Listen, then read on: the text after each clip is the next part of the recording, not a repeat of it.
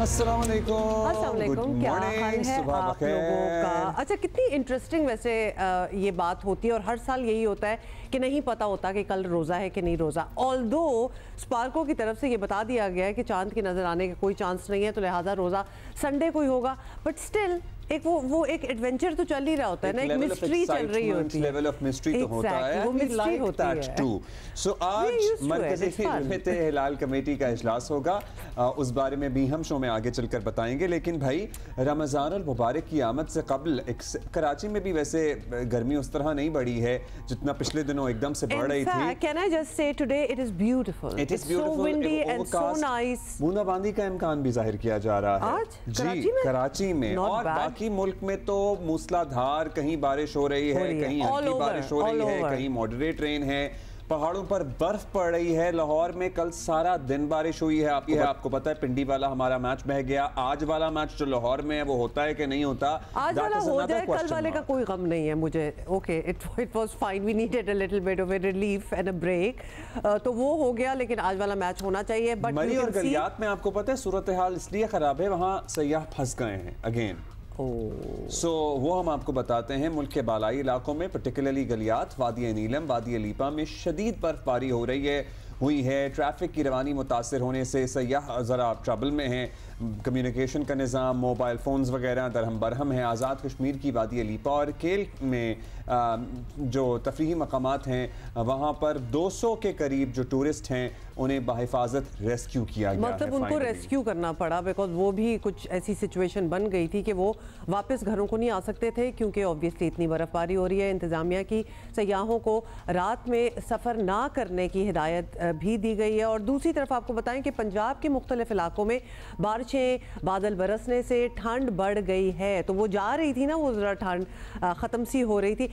This also happens almost every year कि वो जाते जाते एक और दफ़ा, जिसको कहते हैं वो आखिरी बारिश होती है मच्छरों की तादाद में भी मुझे लगता है कि ये एक आप उसको टैकल करें। मैं बताती हूँ, लोअर दीर के मुख्तलिफ इलाकों में जी मूसलाधार बारिशें हुई हैं। महकमा मौसमियात की आज बालाई खैबर पख्तूनख्वा, बलूचिस्तान, पंजाब और पोठोहार इलाका जो है, इस्लामाबाद, कश्मीर और गिलगित बल्तिस्तान में मज़ीद बारिश और पहाड़ों पर बर्फबारी की पेश गोई है। So it's going to be another rainy snowy kind of a day in the rest of the country. जी, और ये सिलसिला कुछ दिन चलने का इम्कान भी जाहिर किया जा रहा है।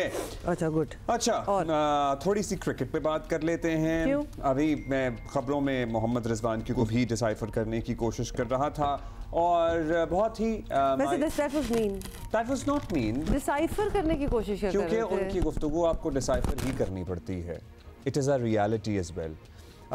इसमें बहुत ही मायूस, नहायत ही अफसरदा हैं हम सब, इंतहाई दिल शिकस्ता हैं कि हम चूँकि मेज़बान हैं लेकिन चैम्पियंस ट्रॉफी से बाहर हो गए हैं। 2017 के दिफाई चैम्पियन पाकिस्तान का किरदार अब पूरे इवेंट में स्पेक्टेटर का रह गया है, और स्पेक्टेटर के अलावा हम होस्ट भी हैं। स्पेक्टेटर का थोड़ी रह गया, हमें अपनी मेज़बानी और हमें अपनी मेहमान नवाजी पर फख्र है और हम वो रिवायत बरकरार रखेंगे। हम उसी पे फिलहाल कंसंट्रेट कर रहे हैं बिकॉज़ व्हाई नॉट, उसी पे you know the feeling of pride जो है हम उसी में लेते हैं और कोई बुराई नहीं है। We should, it's a spectacular event which is happening in Pakistan and of course host हैं हम, ठीक है। नहीं रहे क्रिकेट में, देखिए अब किसी को आगे जाना होता है, किसी को पीछे रहना होता है। हमारा अच्छा वक्त नहीं गुजरा था in that regard, तो ठीक है, we didn't make it, but otherwise everything else is good.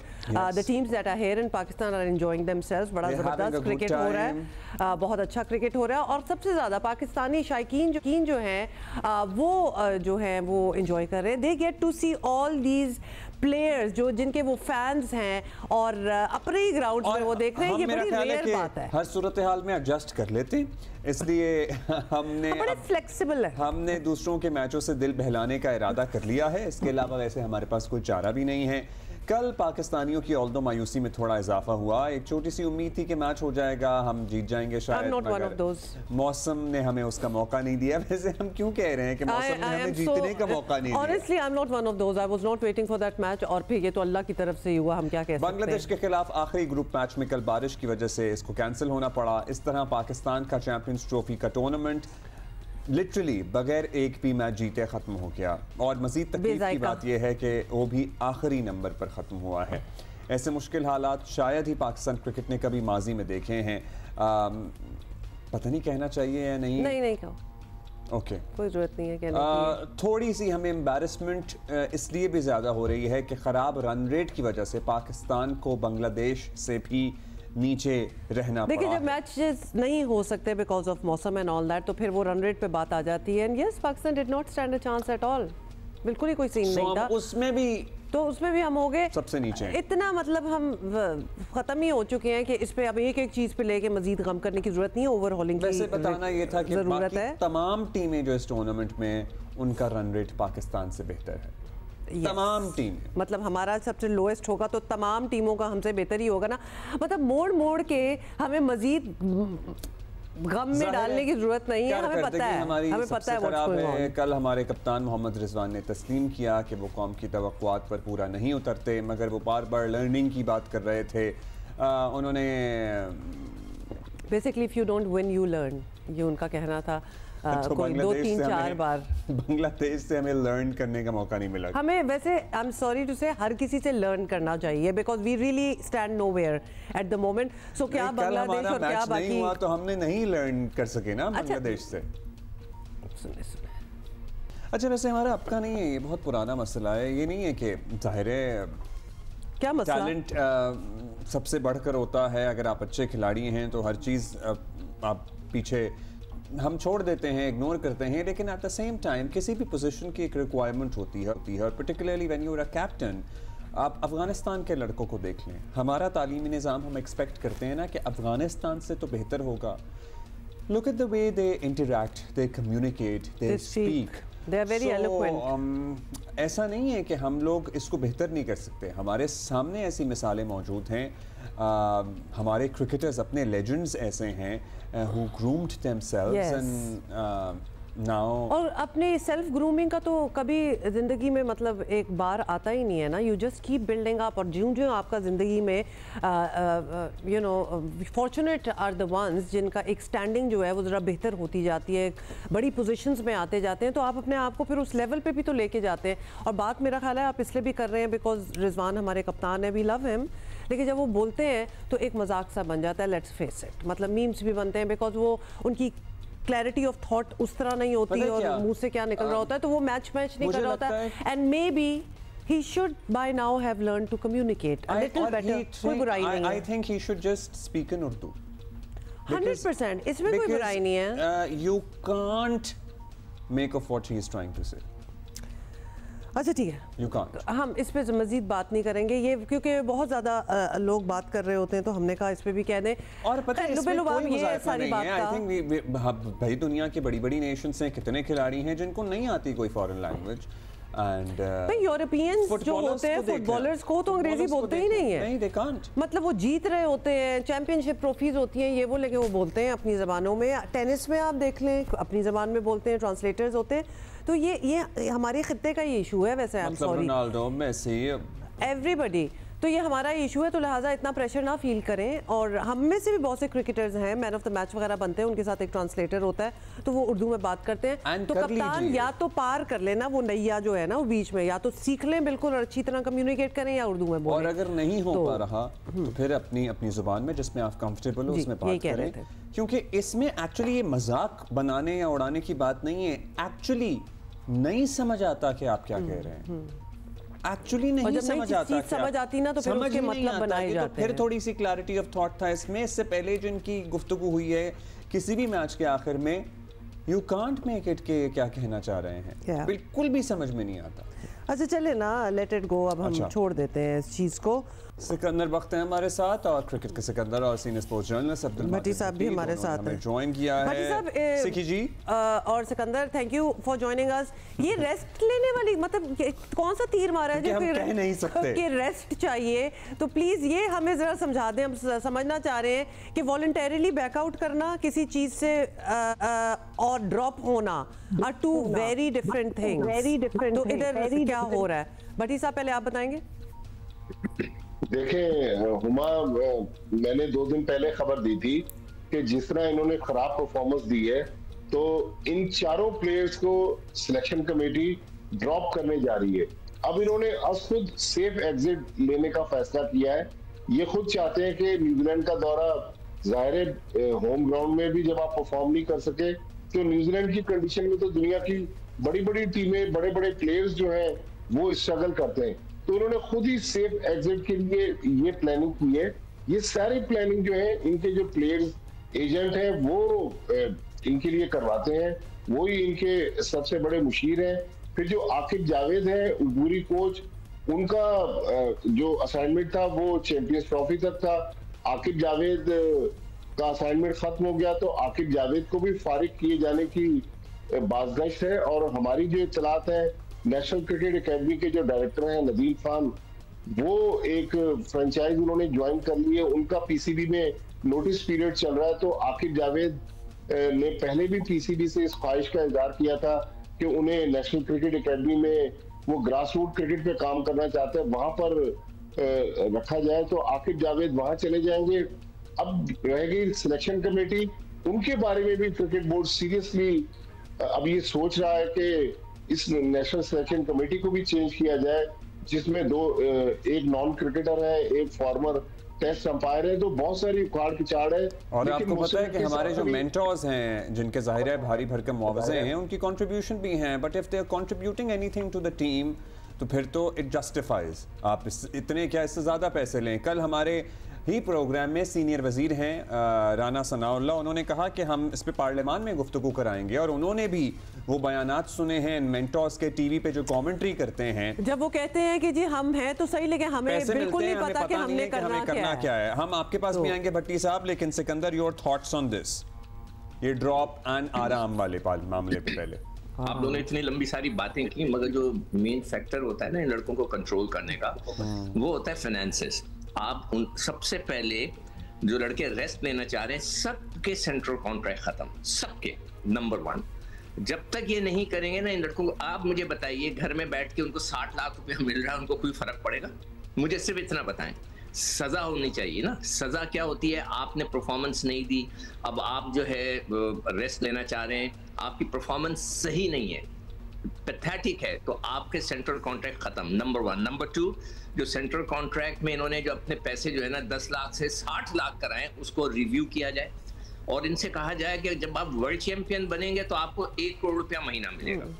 आप अगर कोई आईसीसी का टूर्नामेंट जीतेंगे तो आपको पैसे मिलेंगे।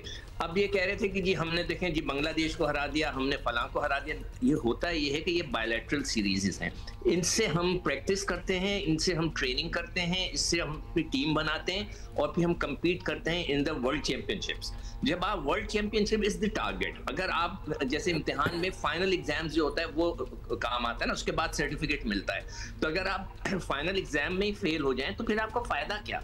तो ये चीज जब तक नहीं करेगा क्रिकेट बोर्ड, जब तक इनके सेंट्रल कॉन्ट्रैक्ट पे नजरसानी नहीं करेगा, इनको दोबारा उसी पैकेज भी नहीं लाएगा और कहेगा कि आप वर्ल्ड चैंपियन बन जाएं, आप 60 लाख, तो फिर हम जरा वर्ड्स इस तरह सिकंदर हम यूज करते हैं कि सजा, या जिसको अंग्रेजी में पनिशमेंट कहते हैं, इसको हम वो नहीं कहेंगे, but they are not worthy. जो परफॉर्मेंस चल रही है उसकी वर्थ, उनकी इनकी सैलरीज वगैरह नहीं है, तो लिहाजा हम इसको सजा टाइप नहीं कहेंगे, बट वी नीड टू, इसकी नजरसानी होनी चाहिए एंड ब्रिंग इट डाउन। आपको भी पता होगा जो एक कॉर्पोरेट सेक्टर होता है उसमें किस तरह काम होता है, बैंकों में, बड़ी बड़ी इदारों में कैसे होता है। परफॉर्मेंस इवैल्यूएशन जो है, performance evaluation is a very important factor. आपका अप्रेजल होना है या आपका नहीं होना अप्रेजल।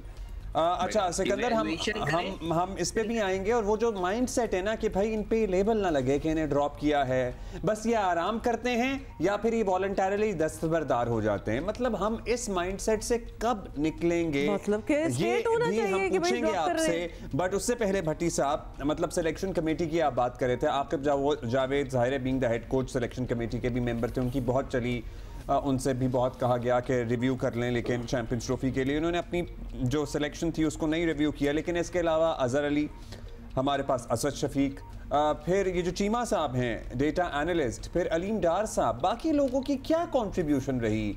मतलब हमें तो नहीं पता कि ये अलीम डार साहब की क्या कंट्रीब्यूशन थी, ये चीमा साहब की क्या कंट्रीब्यूशन थी। देखिए, चीमा तो डेटा एनालिस्ट थे और दुनिया में पहले शायद नॉन टेस्ट क्रिकेटर हैं जिनको सिलेक्शन कमेटी में रखा गया। अलीम डार फॉर्मर टेस्ट अंपायर है, बाकी 3 टेस्ट क्रिकेटर हैं।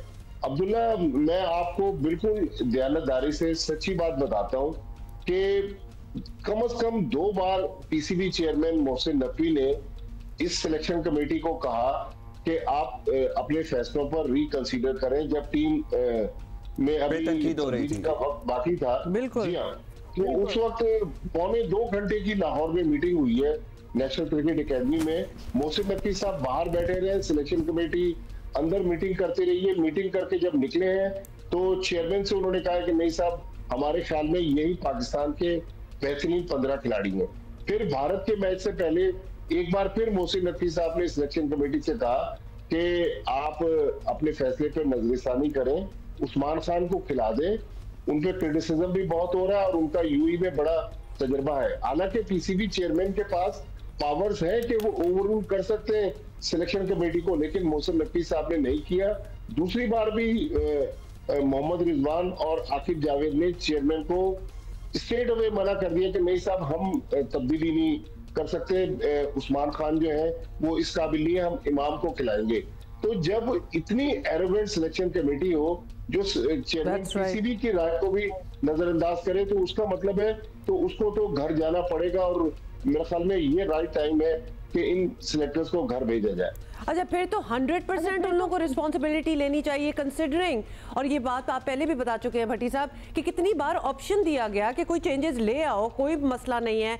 Even in the last match Usman को ऊपर ले आओ, नो प्रॉब्लम एट ऑल, लेकिन दे वर एडमेंट, जिस तरह आप कह रहे हैं ना कि एक एरोगेंस थी। तो फिर तो 100% इनको रिस्पॉन्सिबिलिटी लेनी चाहिए। टीम खिलाई और उसका नतीजा नहीं निकला। सिकंदर, मतलब हम सिलेक्शन पे बात करते हैं, मगर जिनकी सिलेक्शन पे तनकीद हो रही थी उनको तो खिलाया ही नहीं। जिन्होंने इन एनी केस होना ही था इन एनी सिलेक्शन, परफॉर्मेंस तो उनसे नहीं हुई ना। देखो, जो अभी भट्टी साहब ने बताया कि नकवी साहब ने अपना जो है जो उनकी जो पावर थी वो यूटिलाइज नहीं की। उन्होंने कहा ठीक है, आप लोग करें, आप लोग सिलेक्टर्स हैं, बहुत अच्छा किया। ये तो अच्छी बात है मेरा ख्याल है।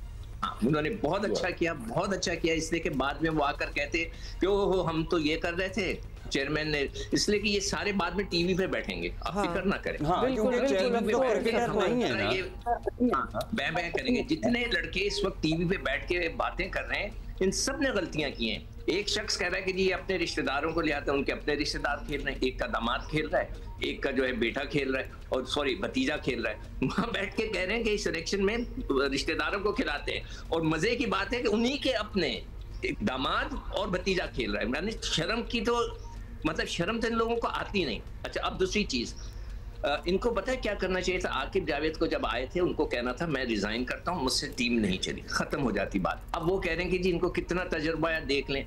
तो भाई टीम तो आपने सेलेक्ट की, उस्मान खान ने तो एक भी मैच नहीं खेला, एक भी मैच नहीं खेला। क्या आपको गन पॉइंट पे बोला गया था कि इसको सेलेक्ट करो? वो बाहर आकर कह रहे हैं कि हमारी टीम को तो तजर्बा ही नहीं है, देखे ना उन्होंने 4 खेले, उन्होंने 5 खेले। अरे भाई, जिसने खेला ही नहीं आपको, उसको आपने रख लिया, कैसे रखा? फिर ये data expert is the worst thing. हमारा डेटा एक्सपर्ट जब टीवी पे आके बैठा था, जो हमारे साथ कभी कभार काम करते हैं, पता नहीं वो काम करते हैं पे रोल पे, मुझे नहीं पता, वो कह रहे हैं कि कोहली जो है लेग स्पिन पे आउट हो जाता है, लेग स्पिन होनी चाहिए। अब भाई उसने 100 कर दिए, 14,000 रन किए हैं, 14,000 रन, कितने लेग स्पिनरों की इसने पिटाई की होगी, और आप कह रहे हैं कि आजकल वो लेग स्पिन पे आउट होता है। ये डेटा एक्सपर्ट बेकार होता है। मैं अभी फिर चैलेंज कर रहा हूं कि ये data expert is a waste of time. सिर्फ आपको स्टैट्स मिल जाते हैं कि इस लड़के ने किस साल क्या किया है, मतलब उसकी इतनी परमानेंट पोजीशन नहीं बनती। मतलब selection data should be a supporting thing for some members of the selection committee. मतलब अहमियत उसकी है, लेकिन कोई खास जिम्मेदारी नहीं है इस पोस्ट की, अगर वो इधर हो। जी। अब डेटा आपने निकाल के दे दिया कि जी विराट कोहली जो है लेग स्पिन पे आउट हो जाता है, बाहर निकलने वाली की बॉल पे आउट होता है, वो 100 कर गया, आपको मार दिया। वो अब सिचुएशन क्रिएट हो गई ना कि वो सेट हो गया। उधर कोई कुछ नहीं कर सकता, सिर्फ वही कर सकता है विन और लर्न। आप लर्न कर सकते हैं, उसको कुछ नहीं कर सकते। वो ये डेटा बेकार होता है। मैं चैलेंज करता हूं आज खड़े होकर, नहीं मेरे सामने बैठे data is important Sikandar, but data analyst being the member of the selection committee is a big question mark. इस पोजीशन पे हम सवाल उठा सकते हैं। Data is a supporting document जो कि members of the selection committee को प्रोवाइड किया जाना चाहिए। प्लीज प्लीज बताएं सुन लो मेरी बात, आखिरी दफा, उसके बाद नहीं बोलूंगा। नहीं बताएं। डेटा आप कह रहे हैं ना सिलेक्शन के लिए, जो उसको कहते हैं स्टैट्स, कि इस लड़के ने इतने रन किए, इतने रन किए, ओके खत्म होगी बात। ये चीज होती है, मगर ये नहीं हो सकता कि मैच के अंदर वो आप भेज रहे कि ये ऑफ स्पिन के ऊपर आउट होता है, इसको ऑफ स्पिनर लगा दो। भाई अगर आपके टीम में ऑफ स्पिनर ही नहीं है तो आप कैसे को खिलाएंगे? तो ये चीजें बिल्कुल बेकार हैं। हाँ, got your point. We got your point. You have a point here. Video analyst जो होता है, वो जो डेटा बनाता है ना वीडियो का, वो बहुत इंपॉर्टेंट है। उसको मैं कहूंगा 100% इंपॉर्टेंट है बस। और उसको भी एज अ सपोर्टिंग स्टाफ होना चाहिए, member of the selection committee की जगह नहीं बनती। हाँ बिल्कुल ऐसा ही है। अच्छा भट्टी साहब, जो प्रोफेशनल्स हैं सिलेक्शन वही करें और ये आपको सपोर्टिंग एविडेंस दें। ये लोग जो टीम होए। अच्छा, we are now short on time. ये वो discussions हैं and you guys would agree कि this can go on forever. मेरा बहुत दिल चाह रहा है कि हम और नहीं हो सकता, हमारे पास और बड़े गेस्ट हैं और बहुत सी बातें हमने करनी है। सिकंदर एंड भट्टी साहब, thank you for being with us. अच्छा जी, now update on the Mustafa Aamir कत्ल केस और क्या और चीज़ें जो निकल रही हैं इसमें। मुस्तफ़ा आमिर कत्ल केस में मरकजी मुलजिम अरमगान का मज़ीद 5 रोज़ा जिस्मानी रिमांड मंजूर कर लिया गया है और 2 गवाहों ने मरकजी मुलजिम अरमगान और शेराज को शनाख्त कर लिया है। तफ्तीशी अफसर ने अदालत को बताया कि मुलजिम अरमगान का बाप गवाह को धमकियाँ दे रहा था। वो तो खैर आप पहले ही आप देख रहे थे ना, जब जज के दरवाजे के बाहर खड़ा था तो आपको सेंस एक आ गई होगी। तफ्तीशी अफसर ने अदालत को ये भी बताया कि मुलजिम अरमगान के घर से जिस लड़की का DNA मिला है वो तलाश कर ली गई है। सो बहुत उसका भी जिक्र हो रहा था, तो अब उसको भी तलाश करनी है। को बेसिकली मारा पीटा था, उसके खून के नमूने मैच कर गए और फिर उसको ही एक टैक्सी बुला के उसको भेजा भी गया था। ये सारी आपको याद होंगी ये बात। केस जैसे जैसे आगे बढ़ रहा है इतना इंकशाफात सामने आ रहे हैं। तहकीकात से पता चला है कि मुलजिम अरमगान ने कई मर्चेंट्स अकाउंट बना रखे थे। वैसे मुझे ना, मैं कल से सुन रहा हूँ, ये समझने की कोशिश कर रहा हूँ लेकिन समझ नहीं आ रही थी। जिससे जो रकम हासिल हो रही थी जालसाजी से, जो डब्बा ये चला रहा था, बेसिकली उसको डब्बा कहते हैं। What are you calling डब्बा? ये जो कॉल सेंटर था। हाँ, तो ये तो हमने कहा था ना, सॉफ्टवेयर हाउस या call centre, what you want to call it. मुलजिम जालसाजी से हासिल रकम को डिजिटल करेंसी में मुंतकिल करता था और ये काम 2017 से जारी था। पुलिस चालान के मुताबिक अरमगान कई बार कोरियर सर्विस के जरिए वीट वगैरह भी मंगवाता रहा है। हाँ, ये सिंध हुकूमत ही नहीं, वफाकी सतह पर भी तशवीश बढ़ रही है कि किस तरह शहर के पौश इलाकों में मनशियात का इस्तेमाल नौजवानों को जराइम की दलदल में धकेल रहा है। कल IG सिंध और कराची पुलिस चीफ जावेद आलम ओढो को वज़ीर आला हाउस सिंध तलब किया गया, जिन्होंने केस के बारे में ब्रीफिंग दी है। सीनियर सूबाई वज़ीर शर्जील मेमन ने जहां ये एतराफ़ किया कि ड्रग को बच्चों तक पहुंचने में रोकने में हम नाकाम रहे हैं, वहीं उन्होंने वालिदैन से भी कहा कि बच्चों पर नज़र रखकर वालिदैन जुल्म कर रहे हैं। सुनिए उन्होंने क्या कहा। बात कर रहे हैं, देखें। ये निहायती खतरनाक सूरत हाल है। पहला फर्ज कहता हूं मैं वालिदैन को, खुदारा अपने बच्चों को देखें कि आपके बच्चे क्या कर रहे हैं। ये हम लोग ज़ॉम्बीज क्रिएट कर रहे हैं, ज़ॉम्बीज। और मैं ऑनेस्टली बताऊं, मैं कहूंगा उस बच्चे का कसूर नहीं है, कसूर उस ड्रग्स का है जो उसको हम अलाउ कर रहे हैं। उस बच्चे का कोई कसूर नहीं है जो काम कर रहे हैं। वो जो मंशियात हम इनको अलाउ कर रहे हैं, हम उनको पीने दे रहे हैं, या हम किसी ना किसी इंटरेस्ट में चुप करके बैठे उस मंशियात के लिए, या मेरा कोई इंटरेस्ट है, या अगर मेरी इग्नोरेंस है, ये भी बहुत बड़ा क्रिमिनल चीज है। अगर मेरी प्रायोरिटी मंशियात को पकड़ना नहीं है तो एज ए हुक्मरान मेरे लिए बहुत बड़ी नाअहली है। चाहे वो सिंध हुकूमत हो, चाहे वो वफाकी हुकूमत हो, चाहे कोई सूबाई हुकूमत हो, चाहे कोई पुलिस हो, चाहे वो एक्साइज हो, चाहे ANF हो, जो इदारा जिसकी जिम्मेदारी है, अगर वो मंशियात फरोशों के खिलाफ खामोश होकर बैठे हैं तो मैं समझता हूं वो सब क्रिमिनल नेग्लिजेंस में बराबर के शरीक हैं, क्योंकि ये हम जिम्मेदार हैं। हम आने वाले कुछ दिनों में ना एक पेरेंटिंग, आजकल पेरेंटिंग आसान नहीं है, जहां आपको अपने बच्चों को स्पेस भी देनी है और येट नजर भी रखनी है। You have to be very realistic about it. तो उस पे भी हम बात करेंगे, डिस्कस कर रहे थे। जाहिर है बीइंग पेरेंट्स हम भी परेशान होते हैं कि भाई किस तरह नजर रखें। अब ये एक सवाल है, नजर कैसे रखें। मुझे नहीं समझ आता कि जी लड़का या लड़की जब बड़े हो रहे हैं तो उनको जाहिर है किस तरह मैनेज करना है। बिकॉज आपने ऑब्वियसली उनको कमरे में बंद तो नहीं कर देना। दुनिया में उन्होंने जाना भी है और स्कूलों में भी जाना है और स्कूलों का माहौल भी हमें पता है लेकिन what are the key spaces, what are the conversations that you need to have? इसमें हम जरा तफसील से बात करेंगे। इस केस में इंटरेस्ट अब बहुत बढ़ गया और इसके बहुत सारी चीजें निकल रही हैं। इसमें बात करेंगे। मुस्तफा आमिर कत्ल केस की हम बात कर रहे थे, थोड़ी सी और इसमें जो डेवलपमेंट है उसके बारे में बता के then we'll take the update from our correspondent. Mustafa Aamir कत्ल केस में कौमी असेंबली की कायमा कमेटी दाखिला ने भी IG सिंध को आज इस्लामाबाद तलब कर रखा है और IG सिंध कमेटी को केस की तफसीलात से आगाह करेंगे और बहुत सी चीज़ें इसमें डेवलपमेंट्स हैं। तो ना सिर्फ सूबाई सतह पे ज़रा बहुत ही हाई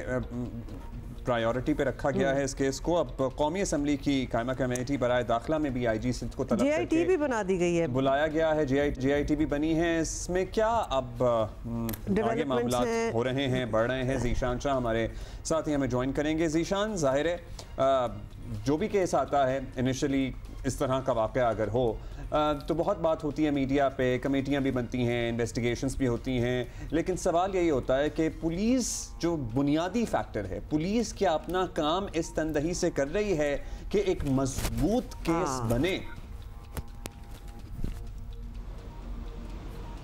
जी देखिए, बिल्कुल अब्दुल्ला, इस वक्त जो मुख्तलिफ जैसा कि आपके सामने भी है कि नित्य इंकशाफात इस केस के हवाले से सामने आते जा रहे हैं। मुस्तफ़ा आमिर कत्ल केस के हवाले से वक्तन फ़वक्तन और इसका जो तफ्तीश का दायरा कार भी जो है वो खासा वसी किया जा रहा है। इसके अलावा एडिशनल IG कराची जावेद आलम ओडो ने DIG CIA मुक़द्दस सदर की सरबराही में 4 रुकनी कमेटी तश्कील दी है, जिसके अंदर 3 SSPs होंगे। 3 मार्च तक ये एक रिपोर्ट तश्कील देकर बनाएंगे, जिसके अंदर स्पेसिफिकली मुस्तफ़ा आमिर का कत्ल, अरमगान का इन्वॉल्वमेंट, जो अरमगान मुलजिम है उसका इन्वॉल्वमेंट, इसके अलावा इस पूरे वाक़े में जो ड्रग्स का इन्वॉल्वमेंट सामने आया है उस हवाले से एक तफसीली तफ्तीशी रिपोर्ट तैयार करके 3 मार्च तक एडिशनल IG कराची को वो हवाले करेंगे। दूसरी जानिब जैसा कि मैंने बताया कि एक जानिब जो मर्डर केस चल रहा है उसकी तो इन्वेस्टिगेशन जारी रही है।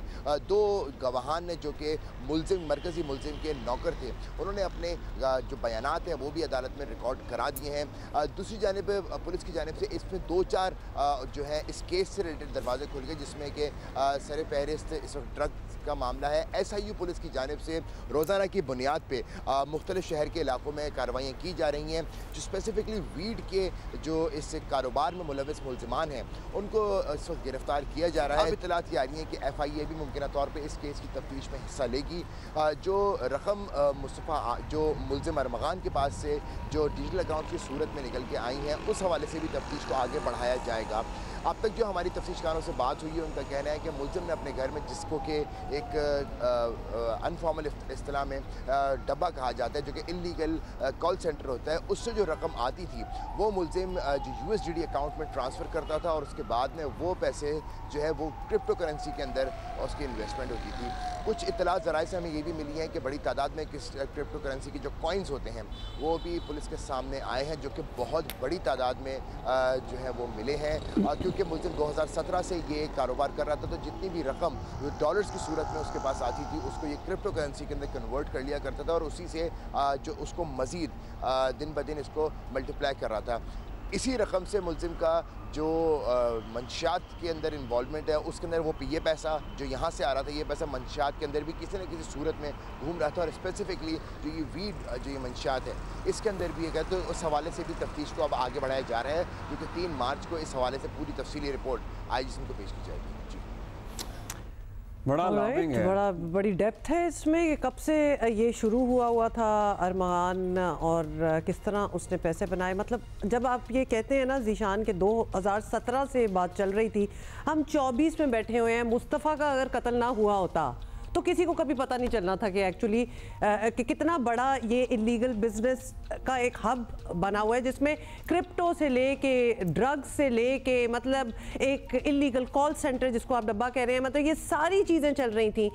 इसकी भी तो तफ्तीश होनी चाहिए ज़ीशान के। ये अंडर अलग से कार्रवाई करना इज वेरी इंपॉर्टेंट। एग्जैक्टली, मतलब ये अंडर द रेडार इतना ज़्यादा बिजनेस, इतना फ्लरिशिंग बिजनेस, ब्लैक बिजनेस, ये किस तरह चल रहा था, इसकी अलहदा से एक इन्वेस्टिगेशन हो रही है ज़ीशान? जी बिल्कुल, जैसा कि मैंने कहा कि क्योंकि इस वक्त इस जो एक मर्डर केस है इसकी जो तफ्तीश का दायरा कार है वो बहुत ज़्यादा वसी कर दिया गया है।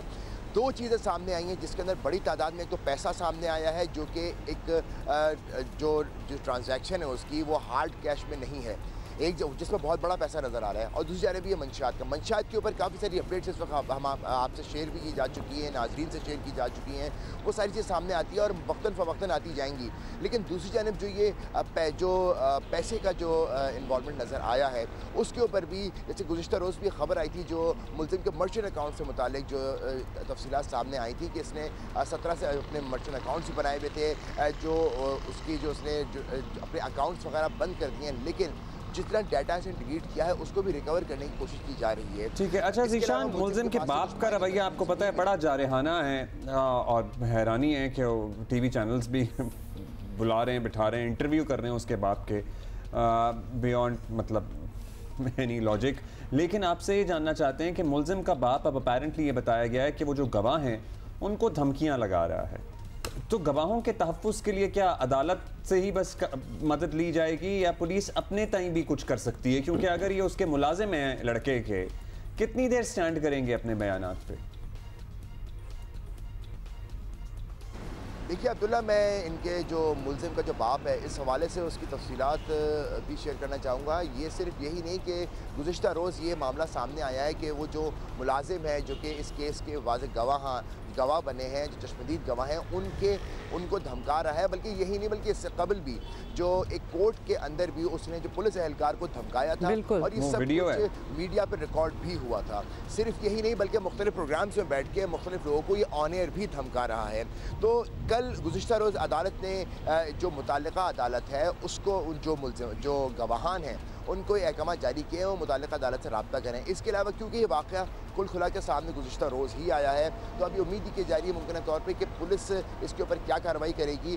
गवाहान की जानिब से ज़ाहिर बात है अदालत से भी रुजू किया जाएगा, और उसके बाद में पुलिस इसके ऊपर भी, क्योंकि जो मुल्ज़िम का बाप है कामरान कुरैशी, वो बहुत ज़्यादा इसके ऊपर वोकल हुआ है, मुख्तलिफ़ किस्म की काफ़ी गलत बातें, काफ़ी सारी बातें कर रहा है, कुछ लोगों को ऑन एयर आके भी ये थ्रेट कर रहा है, और इसका भी जो माजी है वो खासा डार्क नज़र आया है। इस हवाले से भी उम्मीद की जा रही है पुलिस की इस पर भी, बहरहाल जो तफ्तीशी ज़राए से मेरी बात हुई है उनका ये कहना है कि इस पर भी नज़र रखी गई है।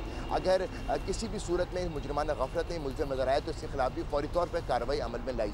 अच्छा, रमज़ान आने वाला है, पता है ना, इंशाअल्लाह रमज़ानुल मुबारक के मुक़द्दस महीने की तैयारियां हो रही हैं, और घरों में सहरी और इफ्तार के लिए खाने पीने की ज़रूरी अशिया जो है वो बिल्कुल मंगवाई जा रही हैं, और बहुत सी अरेंजमेंट्स तो हो रही हैं, लेकिन अभी ये नहीं पता कि कल पहला रोज़ा है कि परसों पहला रोज़ा है। मुझे लग रहा है कि परसों है। रुव्यत हिलाल कमेटी का जो इजलास होना है उसकी क्या तैयारी है, इस कमेटी के चेयरमैन मौलाना अब्दुल खबीर आज़ाद साहब हमारे साथ मौजूद हैं। बहुत शुक्रिया मौलाना साहब। आज रमज़ान मुबारक का चांद देखने आप बैठेंगे, कौम उम्मीद रखती है कि पूरे मुल्क में एक ही दिन पहला रोज़ा होगा और फिर अल्टीमेटली एक ही दिन ईद भी होगी। क्या हम ये उम्मीद रखें? आप भी ऐसे ही देख रहे हैं? हमारे मैं समझता हूँ कि कौम की दुआएं हमारे साथ हैं, और रमज़ानुल मुबारक का चाँद देखने के लिए आज हम अपने इजलास को पेशावर में रख रहे हैं, और इंशाअल्लाह अल्लाह तबारक व तआला से एक बड़ी कवी उम्मीद है कि पाकिस्तान में जो कौम की उम्मीदें हैं कि मुल्क में एक रोज़ा और एक ईद हो, उसके लिए हमारी कोशिश है, क्योंकि हमने फ़ैसला तो शरीयत और शहादत की बुनियाद पर करना है।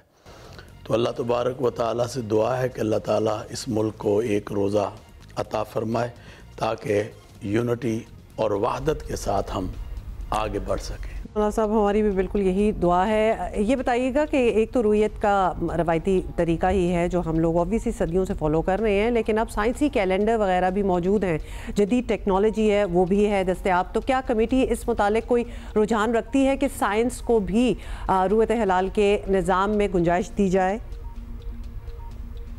देखिए, बात यह है कि हमने कभी फ़न का इनकार नहीं किया, और आप देखते हैं कि हमारी मरकज़ी रुयत हिलाल कमेटी में जहाँ तमाम मसालिक के उलमा हैं, वहाँ हमारे साथ वजारत साइंस के नुमाइंदा, इसी तरह महकमा मौसमियात के चीफ़, इसी तरह सफारकों के चीफ़ हमारी इस कमेटी के अंदर मौजूद हैं, और हम हमेशा कोशिश करते हैं कि अगर हमें कहीं से भी कोई रहनुमाई मिले तो ज़रूर उसको लें, मगर शरीयत और शहादत की बुनियाद पर हम जो है फिर फैसला करते हैं जो इत्तफाक राय से किया जाता है। अच्छा मौलाना साहब, आपकी मौजूदगी का फ़ायदा उठाएंगे और चाहेंगे कि मुख्तसरन रमज़ान मुबारक की अहमियत, इससे हम किस तरह इस्तेफ़ादा कर सकते हैं। मुसलमानों में इस माह की अहमियत तो है, लेकिन हमारा रवैया क्या होना चाहिए, सोच क्या होनी चाहिए, इस मुतालिक हम चाहेंगे कि आप हमें गाइड करें प्लीज़। मैं समझता हूँ पैगम्बर दो आलम हज़रत मुहम्मद रसूलुल्लाह सल्लल्लाहु अलैहि वसल्लम का मामूल मुबारक ये था कि जब रमज़ानुल मुबारक आता था तो आप फरमाते थे, लोगों तुम पर एक ऐसा महीना आ रहा है जिसका पहला अशरा रहमत है, दूसरा अशरा मग़फ़िरत है और तीसरा अशरा जहन्नम से आज़ादी और खलासी का है। मैं ये समझता हूँ कि रमज़ानुल मुबारक नज़ूल कुरान का महीना है और ये एक ठाठे मारता हुआ रहमतों का समुंदर मेरे रब की तरफ से आ रहा है और हमें चाहिए कि हम उसको पाएँ। और रसूल अकरम सल्लल्लाहु अलैहि वसल्लम ने फरमाया, अव्वलहु रहमा औसतहु मग़फ़िरा व आखिरुहु इत्क़ुम मिनन नार, कि पहला अशरा रहमत का, दूसरा अशरा मग़फ़िरत का, तीसरा अशरा जहन्नम से आज़ादी का है। और कुरान क्या कहता है, या अय्युहल्लज़ीना आमनू कुतिबा अलैकुमुस्सियाम कमा कुतिबा अलल्लज़ीना मिन क़ब्लिकुम लअल्लकुम तत्तक़ून, कि ए ईमान वालों तुम पर रोज़ों को फ़र्ज़ किया गया है जैसा कि तुमसे पहली उम्मतों पर किया गया था, ताकि तुम मुत्तकी हो जाओ, तुम परहेज़गार बन जाओ। आज आप माशरे के अंदर देखें कि हम दीन से कितने दूर हो गए, आज कितने मसाइल पैदा हो रहे हैं, आज कौन कौन सी चीज़ें हैं जो हमें जहालत की तरफ लेके जा रही हैं। बाप बेटे को मार रहा है और हर रोज़ कोई ना कोई ऐसी चीज़ हमारे सामने आती है जो कि दिलों को हिला कर रख देती है। मैं ये समझता हूँ कि ये जो महीने आ रहे हैं ये अल्लाह को मनाने के हैं। तो अल्लाह ताला क्या कहता है कुरान में, वाइज़ा साला का इबादी अन्नी फ़अन्नी करीब, कि जब तुम मुझे पुकारते हो तो मैं तुम्हारी पुकारों को सुनता हूँ और तुम्हारी शारक से ज़्यादा करीब हूँ। तो मैं ये समझता हूँ कि आएँ हम ज़्यादा से ज़्यादा इबादत के अंदर जो है अपना हिस्सा लें, अपनी मस्जिदों को आबाद करें, नमाज़ों में शिरकत करें, रोज़ों की पाबंदी करें और फिर जो क़यामुल लैल है, फिर तरावी है, उसमें हिस्सा लें, ताकि ये जो हर घर में नाचाकी और मसाइल के अंबार लगे हुए हैं उनको ख़त्म करने का ये इंशाअल्लाहुल अज़ीज़ ज़रिया बनेंगी हमारी इबादत। और वो कहते हैं ना, अद्दुआ मुख़्ल इबादत, जब इंसान इबादत करता है उसका जो मग़ज़ है वो दुआ है। इंशाअल्लाह इंशाअल्लाह अल्लाह ताला हमें इसकी बरकतों से भरपूर फ़ायदा उठाने की तौफ़ीक़ दे। बहुत शुक्रिया आपका मौलाना साहब। और आज चांद देखने के लिए बैठेंगी मरकज़ी रूत हिलाल कमेटी। लेट्स सी क्या होता है। अच्छा जी, बड़ी इंपॉर्टेंट बात करनी है और हमारे बड़े ही सेलिब्रेटेड आर्टिस्ट जो अब इतने नज़र नहीं आते बिकॉज थोड़े से बिहाइंड द सीन्स वो चले गए हैं, लेकिन काम उनका ज़बरदस्त है, कर रहे हैं, बिल्कुल काम कर रहे हैं। वो भी हमारे साथ होंगे। पाकिस्तान में जी पॉप म्यूज़िक के अरूज के ज़माने से वाकिफ़ लोगों में से ऐसा कोई भी नहीं होगा जिसके लिए हारून का नाम नया है। Particularly we're talking about millennials और उससे पहले की जो generations हैं। So yeah, Gen Z वगैरह को भी पता ही होगा। पहले आवाज़ बैंड के साथ थे। बिल्कुल, पहले आवाज़ थे, फिर सोलो इन्होंने जर्नी शुरू किया और हर गाना इनका सुपर हिट हुआ। और वीडियोस जो आती थी, when we were growing up, we were mesmerized कि कभी अहराम मिस्र हैं तो कभी कहीं हैं तो कभी कहीं हैं। बड़ा हेड ऑफ इट्स टाइम इनका वीडियोस होती थी। और कुछ साल से ये अपने पैशन प्रोजेक्ट्स में मसरूफ थे, कहीं म्यूजिक कहीं पीछे चला गया था, लेकिन अब म्यूजिक भी हो रहा है। बिल्कुल, फिर एक प्रोड्यूसर के तौर पे आपने इनको देखा पिछले कुछ सालों में नजर आए। एनिमेटेड सीरीज इनकी आई बुर्का एवेंजर, भाई मतलब ये तो इसको आपको पता है कि पीबॉडी अवार्ड मिला था इसको। और पाकिस्तान में ऐसी चीज़ें एक्चुअली हो नहीं रही थी, लेकिन बड़ा ही मुनफरिद इनका काम था बुर्का एवेंजर। अच्छा, अब ये एक नया गाना लेके आए हैं जो जिसमें फीचर्ड है आयमा बेग, और इसकी वीडियो से देख के आपको लग रहा होगा कि ये भी कुछ अहेड ऑफ इट्स टाइम तो नहीं है। मतलब यहाँ क्या हो रहा है? गाने का टाइटल है छा जा, मतलब कहीं गर्दो गुबार है, कहीं कूड़ा करकट है और उसके बाद कहीं तितलियां हैं। इसके पीछे भी क्या कोई मकसद है? मकसद है जी, क्लाइमेट चेंज और माहौलियाती आलूदगी जैसे ये इशूज़ को उजागर करना चाहते हैं। सो हारून से इसी बारे में हम बात करेंगे। अस्सलामुअलैकुम हारून, वेलकम टू जियो पाकिस्तान। क्या हाल है आपका, कैसे हैं? वालेकुम अस्सलाम, बिल्कुल ठीक, wonderful to be on your show. Good morning. Good to have you on. Great to have you. बड़ा इंतजार होता है कि आप अब नया नेक्स्ट क्या काम करेंगे, बिकॉज माशाल्लाह आपका body of work is so varied. Started off by being a pop sensation और उसके बाद बुर्का एवेंजर्स, इतना कुछ आपने किया. Tell us about this new song. तो हमें नजर आ रहा है लेकिन it's not just a song, इसके पीछे काफी मैसेज है. There is a thought behind it. बिल्कुल. इनफैक्ट बहुत अरसे बाद मैं एक सॉन्ग लेके आ रहा हूँ एंड उसके पीछे what got me out of my shell कि वाकई कुछ गाना करना चाहिए नया was a new animated TV series Planet Champs के नाम से. और ये सीरीज़ है जो it's about teenagers, superhero teenagers जो villains के साथ लड़ते हैं, villains that pollute the environment. तो उसमें अच्छे अच्छे messages हैं about कूड़ा ना फेंकना, environment के बारे में. Every episode touches on a different topic such as air pollution, awareness. इसका मेन मकसद ये अवेयरनेस स्प्रेड करना इन द यूथ. हारून अभी आपने यूज किया है ना, विलेंस ऑफ द एनवायरनमेंट, जबरदस्त बात है. मतलब ये सोच इस तरह कोई सोचता नहीं है कि क्या क्या चीजें एनवायरनमेंट को खराब कर रही हैं, ऑब्वियसली जिनमें हमारी ही कंट्रीब्यूशन है. हम सब सॉर्ट ऑफ विलेंस हैं वैसे एनवायरनमेंट के लिए. हम सारे कंट्रीब्यूटर्स हैं. लेकिन आपने you started writing it, you started composing the entire theme around it. ये कब से काम चल रहा था? अच्छा, थोड़ा सा ब्लास्ट आ रहा है, I can't clearly hear you. लेकिन जो आपने पूछा अबाउट द शो, तो इट्स कोई it was been working on for about a year and finally launch हुआ है ऑन जियो. बहुत एक्साइटेड हैं हम. एंड इसमें हानिया आमिर भी हैं as the one of the main characters voices. Ahmed Ali Akbar is the other main voice और Zahid Ahmed as the villain Pollutio. तो ये एंटरटेनिंग भी है, साथ साथ it's also full of great messages and this is how watch it. और बच्चे आई एम श्योर उनका एक और फेवरेट शो होने वाला है प्लैनेट चैम्प. प्लैनेट चैम्प तो आया, लेकिन ये प्लैनेट चैम्प का ही फिर इसे थीम सॉन्ग कहें, टाइटल सॉन्ग कहें, जिसमें आयमा भी आपके साथ नजर आ रही हैं. एब्सोल्युटली. ये थीम सॉन्ग है OST छाजा के नाम से एंड ये आप YouTube में भी देख सकते हैं. अभी लॉन्च हुआ है. एंड इस तरह था कि I came up with the concept. I met Ayma at an event. तो मैंने उससे शी टोल्ड मी कि आई लव योर आवाज सॉन्ग्स और I am a fan of your music. तो I said why not do a project together. तो I told her about the project कि ये it's about awareness, about environment. तो she said I love the concept. बिल्कुल मैं I want to be part of it. और फिर मिलके हमने ये म्यूजिक वीडियो बनाया. We really enjoyed the project and काफ़ी अच्छा जा रहा है. It's already got. हारून ये बताइएगा, ऑब्वियसली हम जियो पे देखेंगे तो it will be in Urdu I am assuming. दूसरा, what is your audience going to be for planet champs? Is it going to be youngsters, बच्चे, यंग पीपल और जस्ट एब्सोल्युटली एवरीबॉडी? ज़्यादा इसका जो प्लैनेट चैम्प्स का ऑडियंस ज़्यादा focus है on youngsters. आप कह सकते हैं 8 to 14 एज ग्रुप में. इसी तरह हमने टारगेट किया था, इसी तरह हमने स्क्रिप्ट्स लिखे थे. एंड लेकिन साथ साथ जैसे सारे एनिमेशंस जो अच्छे एनिमेशंस हैं, they can be enjoyed by all ages. तो यही इसका मेन फोकस है. इसलिए अब जियो पे चलेगा 7:30 एवरी सैटरडे जियो न्यूज़ पे. एवरी सैटरडे जियो न्यूज़ पर हम प्लैनेट चैम्प्स देखेंगे. बच्चे बड़े सभी इंजॉय करेंगे. और बच्चों जो ऑलरेडी एडिक्ट हैं, let's be honest and accepted, of TV and YouTube. So बामकसद चीज़ें वालिदैन कह रहे हैं देख तो रहे हैं कि कोई बामकसद चीज़ देख लें. तो ये एक बामकसद चीज़ है, हमें लग रही है, जिसमें कोई मैसेज भी है, कोई तरबियत भी है. सो वो I am certainly looking forward to it. बताइएगा इसमें कौन कौन से मौजूआत हैं जिनको आप टच करेंगे? जाहिर है कूड़ा ना फेंकें वगैरह तो हम वैसे भी बात करते हैं, और जो हर बातें हैं.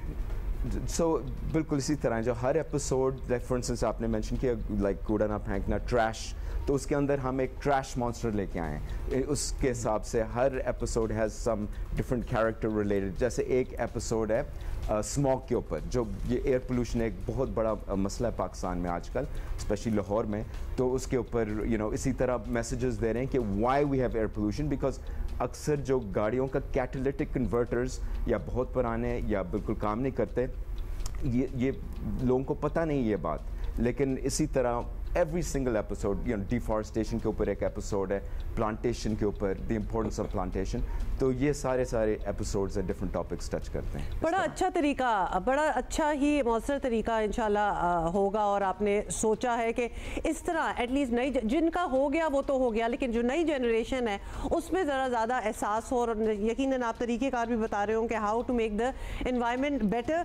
कोई सुपर पावर्स वगैरह भी हैं, मतलब आई एम जस्ट इमेजिनिंग कि किस तरह आजकल के यंगस्टर्स को to sit in front of the TV and to watch an episode, उनको किस चीज़ से हुक किया जाए कि वो बैठे हैं. आपको पता है कि अटेंशन स्पैन भी ऑलमोस्ट नेक्स्ट टू जीरो हो चुका है, तो क्या क्या आपने डाला है इसमें कि you know these youngsters sit in front of the TV and watch it? तो इसमें काफ़ी कैच फ्रेजेस भी हैं बिकॉज लोगों के पास टाइम नहीं है. तो इट्स लाइक यू नो ये कॉन्सेप्ट है कि जो लोग एनवायरनमेंट को ख़राब करते हैं दे आर एक्चुअली विलन्स. तो उसका कैच फ्रेज है विलन ना बनो, प्लैनेट चैम्प बनो, be part of the movement to make Pakistan great, the environment great. And देखें यू नो मेरे लिए it's a very important topic. मैं जाता हूँ ऊपर नॉर्दर्न एरियाज़ में और वहाँ मैं देखता हूँ कि प्लास्टिक बॉटल्स पड़े हुए हैं और इस टाइप यू नो कूड़ा पड़ा हुआ है और it hurts my heart, hurts every Pakistani's heart कि ये हम इतना जो हमारा खूबसूरत कंट्री है ये इस तरह तबाह हो रहा है. तो इट्स इम्पॉर्टेंट कि we give out these messages and कि वाकई वी मेक इट क्लियर कि जो लोग ऐसे कूड़ा बॉटल्स फेंक रहे हैं, प्लास्टिक बैग्स फेंक रहे हैं, they are villains. This is very important villains. और बच्चों को ये बताना सिखाना बहुत ज़रूरी है. अच्छा अब हारून साहब आप हमारे पास हैं और आई वंडर हमारे पास पहली दफ़ा ही आए हैं मेरा ख्याल है या मुझे बिल्कुल ऐसा ही लग रहा है. तो हम ये मौका बिल्कुल नहीं गंवाएंगे और हम आपसे रिक्वेस्ट करेंगे क्योंकि हम आपके बहुत पुराने फैंस हैं और हमारी तरह और बहुत सारे लोग जो आपको देख रहे हैं इस time. We have literally you know grown up listening to your songs and watching your videos. So हम चाहेंगे कि आप हमें कुछ सुना दें. We'll be really grateful. comfortable. I wish advance में बता देते. मैं अपना गिटार साथ लेके आता है फिर मैं परफॉर्म करता आपके लिए. लेकिन इंशाल्लाह नेक्स्ट टाइम मैं गिटार साथ लेके आऊँगा and I won't stop singing for you. लेकिन थोड़ा सा on the spot बिल्कुल ठीक है. बिल्कुल ठीक है, जिस तरह आप बेहतर समझें. तो वैसे ऑब्वियसली हम एक्साइटेड हैं about having you on the show, लेकिन हम मोर एक्साइटेड हैं about what you are doing क्योंकि आपका काम इतना इवॉल्व किया है. और हाँ आप बुर्का एवेंजर्स लेके आ रहे हैं, अब ये लेके आ रहे हैं. ये आपने अपना ट्रैक हम कहेंगे बदला तो नहीं लेकिन एक नई डायरेक्शन है आपके अपने करियर पाथ की भी. ये जैसा सा अब जहाँ म्यूजिक कहीं बैक सीट पे चला गया, सो आगे क्या है? तो इसी तरह है कि बुर्का एवेंजर जब शुरू किया था कुछ चंद साल पहले, यही था कि आई थॉट कि मे बी 1-2 साल इस पे लगाऊं and then I get back to music. लेकिन ये हुआ कि बुर्का एवेंजर एक वर्ल्ड स्टेज पे बिल्कुल एक्सप्लोड हो गया था और इतने फिर उसके बाद लोग कहते हैं वी नीड मोर एपिसोड्स. कभी डिफरेंट कंट्रीज़ में चल रहा है, इंडोनेशिया में हिट हो गया था, अफ़गानिस्तान में चल रहा था, इंडिया में चल रहा था. फिर हम वी साइन डील्स टू कि 10 कंट्रीज़ में इसको लॉन्च करे, डिफरेंट यू नो डबिंग हो. पीबॉडी अवार्ड जीता, एमी नॉमिनेशन. तो एक तरह से ये आई वॉज एक्साइटेड कि दिस इज समथिंग न्यू, एक न्यू चैलेंज है. तो इसकी तरफ मैं ज़्यादा चला गया and I didn't realise music 10 साल गुजर गए and I hadn't done a song. तो ये एक तरह से टाइम गोज़ बाय पता नहीं चलता. लेकिन अब मैंने ये डिसाइड किया कि यू नो इंशाल्लाह आगे म्यूज़िक करता रहूँगा.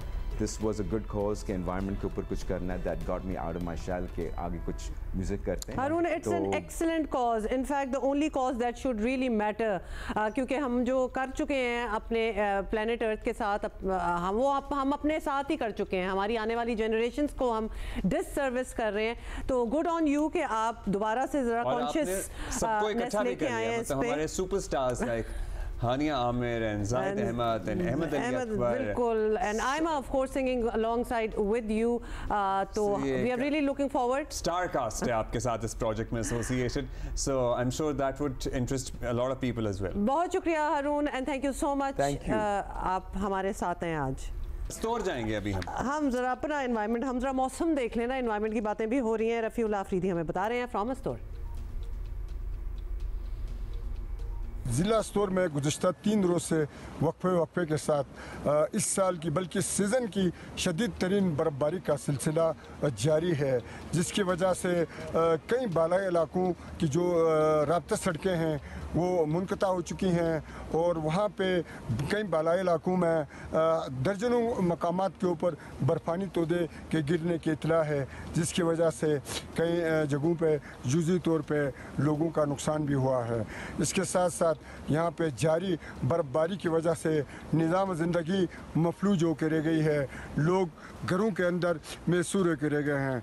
यहाँ शहरी इलाके, मैदानी इलाकों में भी 1 फीट से ज़्यादा बर्फ़बारी हो चुकी है, जबकि बालाई इलाकों में 3 से 4 फीट के करीब बर्फ़बारी की इत्तला है। ख़ासकर बुर्जिल टॉप के ऊपर 6 से 7 फीट के करीब बर्फ़बारी हो चुकी है, जिसकी वजह से वहाँ पर भी लोग बदस्तूर घरों के अंदर मैसूर होकर रह गए हैं।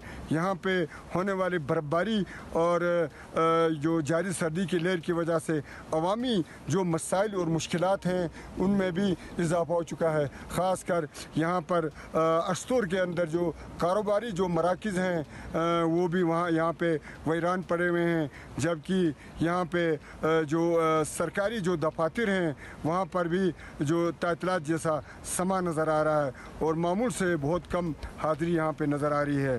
हालिया बर्फ़बारी के बाइस जारी यहाँ पे सर्दी की लहर में मज़ीद इजाफा हो चुका है। जी शुक्रिया। इस दौर में कोई ज़बरदस्त किस्म की बर्फबारी है, ज़िंदगी भी मुतासर हो रहा है, काफ़ी ज़्यादा इश्यूज हैं। अच्छा, मूविंग ऑन, जैसे कि आप जानते ही हैं कि मीर खलील रहमान फाउंडेशन और ब्रिटिश एशियन ट्रस्ट के ताउन से आवाम में दिमागी सेहत, मेंटल हेल्थ से मुतालिक आगाही की एक खुसूसी मुहिम जो है वो चल रही है और आज हम इसी सिलसिले का एक अहम नुक्ता डिस्कस करने वाले हैं। और ये बात तो सब जानते ही हैं कि जिस्मानी सेहत के साथ दिमागी सेहत को भी उतनी ही अहमियत और तवज्जो दरकार होती है, लेकिन क्या करें, अवेयरनेस की कमी है। बहुत लेट आए हमारे पास कि मेंटल हेल्थ का ख्याल रखना है, लेकिन at least now we are talking about. अच्छा, और इस बात की भी आगाही होनी चाहिए कि physical health and mental health both are associated, both are linked to each other. एक बेहतर होगी तो दूसरी बेहतर होगी, एक बुरी होगी तो दूसरी भी बुरी होगी। सो जिस्मानी तौर पर अगर आप फिट रहेंगे और सिट नहीं करेंगे और आप फिजिकल एक्टिविटी करेंगे तो आपका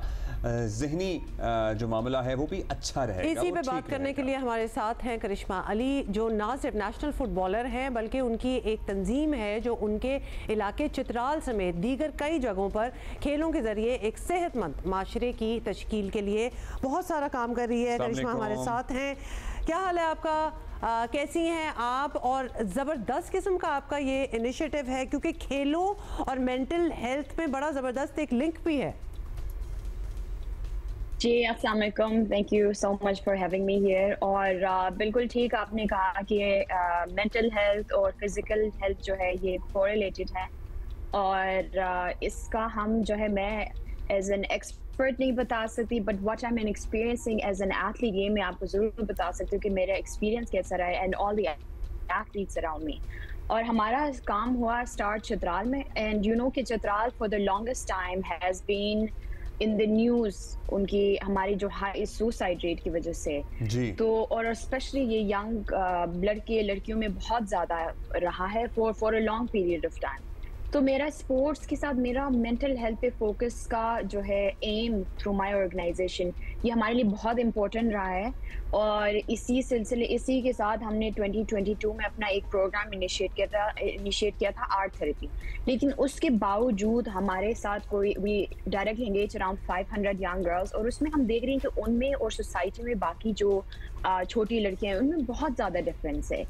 And the only thing I think is sports, and it's very simple. It's as simple as that. Sports. Okay, when you're physically fit, you're mentally fit, and that is, you know, as simple as you just said earlier. करिश्मा, और इसमें हमें इतने अरसे से अब आप काम कर रही हैं और क्या ज़बरदस्त आप काम कर रही हैं, और आपकी जो कॉज थी, वो रीज़न जो थी, वो बड़ी इंपॉर्टेंट थी क्योंकि हाँ, हाई सुसाइड रेट की बात होती थी इस इलाके को लेके। ऐसी स्टोरीज अब आपके पास हैं जिन लोगों ने आपको बताया हो कि हमने फिजिकल एक्टिविटीज़ में हिस्सा लेना शुरू किया और ज़िंदगी में कितनी बेहतरी आई, हमारी सुसाइडल थॉट्स ख़त्म हो गई, हम बेहतर महसूस करते हैं? क्या लोग अपना एक्सपीरियंस आपसे शेयर करते हैं? We have a very funny story. अच्छा, रिसेंटली ये हुआ है कि एक